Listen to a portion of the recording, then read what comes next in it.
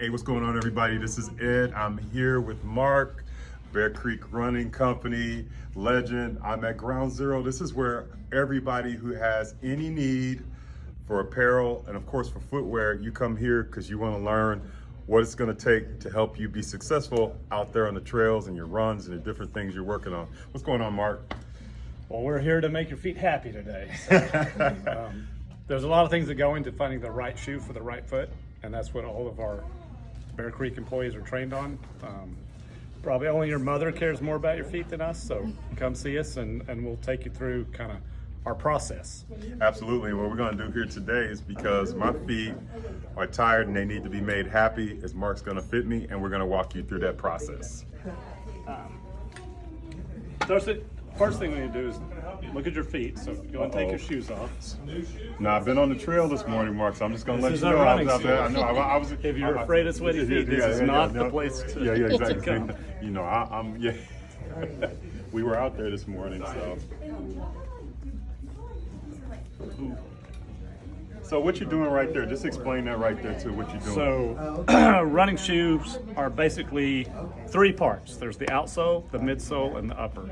The midsole is some form of rubber, EVA, PBEX, whatever their concoction is. It relies on air.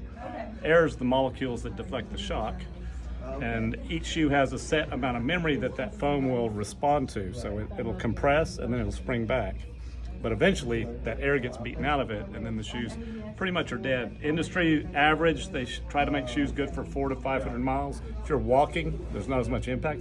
But if you can do the taco or fold over test, typically that means that you have compressed the foam and compromised its ability to absorb shock.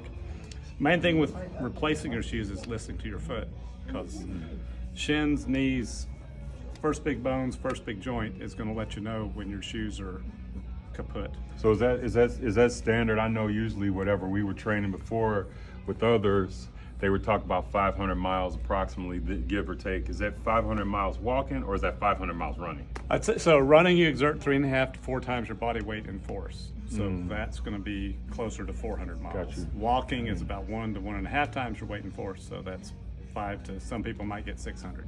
But the main thing is listen to your body. Listen to your body. If it hurts while you're doing the activity, something's not right.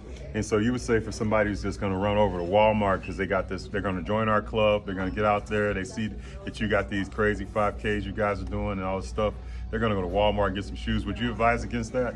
I would advise against it on basically the grounds that your first shoe should be the best fitted shoe, so you need to find out what that is.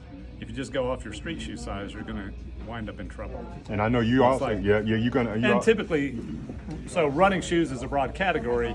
There's technical running shoes and then there's lifestyle running shoes. What you're going to find for, I would say, $69 and down, for the most part, are lifestyle.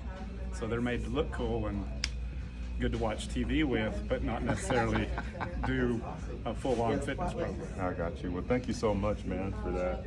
So the other thing we do typically is look at the wear patterns on your shoes. So if you come in and you bring the shoes you've been using, we can look at the wear pattern and just see where the most friction is taking place, which you look.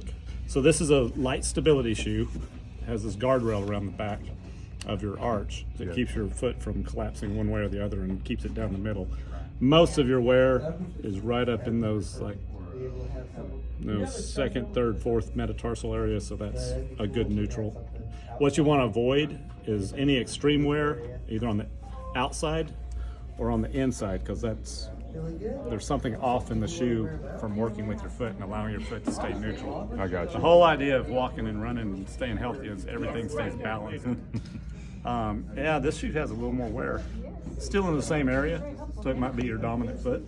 Yeah. The other thing you can check is put it on a flat surface, and you want to see this heel counter. So every shoe has a structure that's meant to lock your heel into the back of the shoe, and that heel counter should remain perpendicular to the ground. If it's not the right shoe for you, typically it'll lean one way or the other. Oh, wow. And that tells us your force is going, if it leans this way, we need something that's going to get your foot back the other way. If it's collapsing inward, we want something that's going to prop it up. Wow. So